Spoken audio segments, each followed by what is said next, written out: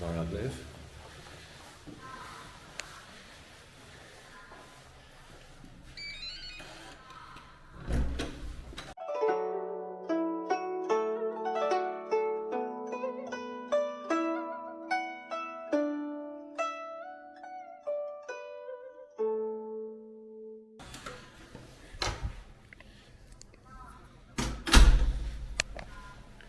So it's actually a 4-person dorm, but I've got the place to myself. I paid a little bit extra just to have my own room. Yeah, not too bad a view. It's quite a big room. Can't complain. So let's show you around. Show you where I live.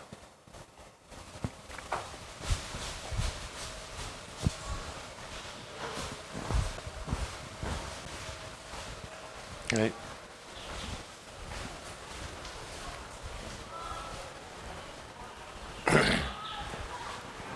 So in the last video I showed you the town, West Street, aptly named, as that's the busy street in Sheffield. So I thought this time we'll show you around a nice quiet area that I live in.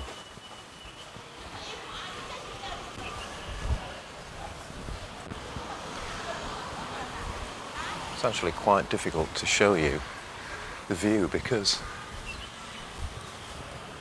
the trees are all in bloom. Let me show you. Whichever way you look, mountains. You'll see down here.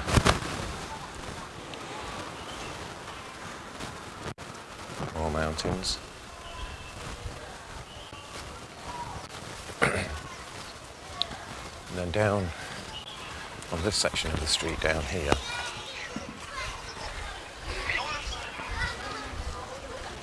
people from the countryside bring all their fruit and vegetables and whatnot and just sell it on the side of the road. I'm hoping the sound quality is a little bit better on this film. I'm attempting to use a different recording method.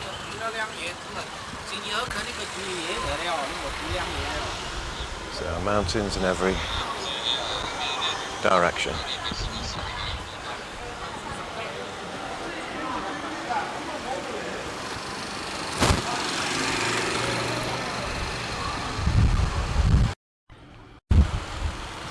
So yeah, you can see here people selling these fruit. In fact, I've tried that fruit. It's called judza.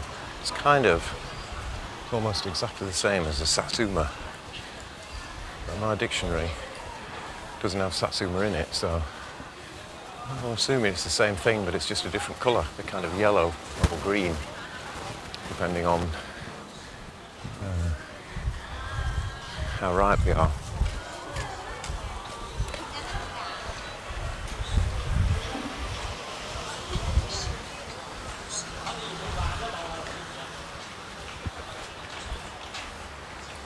And then next week I'm going to do a film of the school. I'm going to ask them if I can do a little film around the school. I'll show you where I'm studying now. And certainly as things go, it's the most picturesque place that I've been so far. I think it would be very, very, very easy to live here.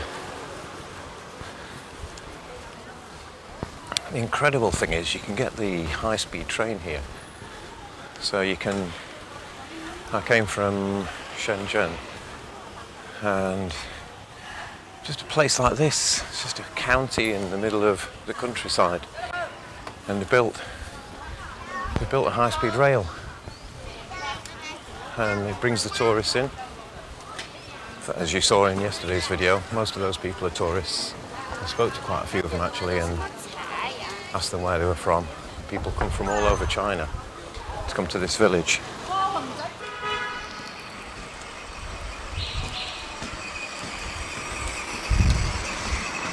Surprisingly, that's about the pace of life here. It's that laid back here. Sometimes you forget to put one foot in front of the other and keep moving. So I'll show you the other side. So that's where I live. In fact, that's my room there.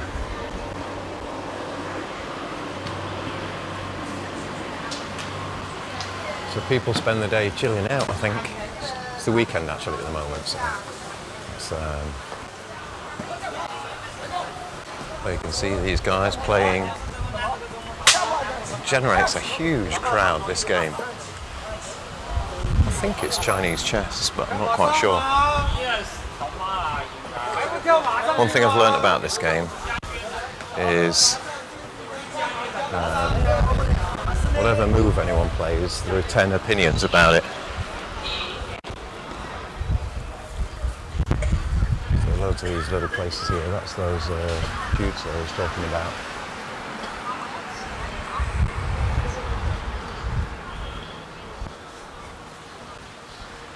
In all typical old Chinese style, you've got the little river running through the middle of it. And I asked someone yesterday what these are for. Oh look, there's some people playing cards. So I asked yesterday what these are for. These little steps here. In fact, there's someone down there. And you can use it for, in the past people will have used it for washing clothes and things, but there's a guy down there and he's washing his shoes, I think. There's a little pub there called Shan Mountain. Quite apt, really. So I live there, and I'll show you where the school is. You can see how close the school is. I can literally leave for school at 9:22 and not be late for class at 9:25.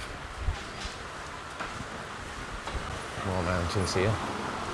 Certainly no excuse for the phone network not working.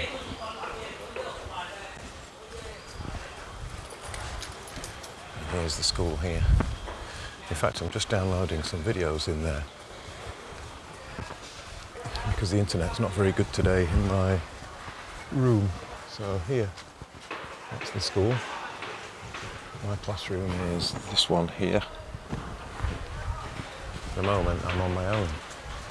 So, just me and the teacher. And then, in true Chinese style, you can see at the weekend the door's locked. So what do? Put the face there, and it unlocks it.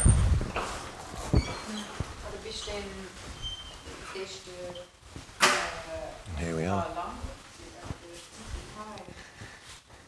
downloading a YouTube.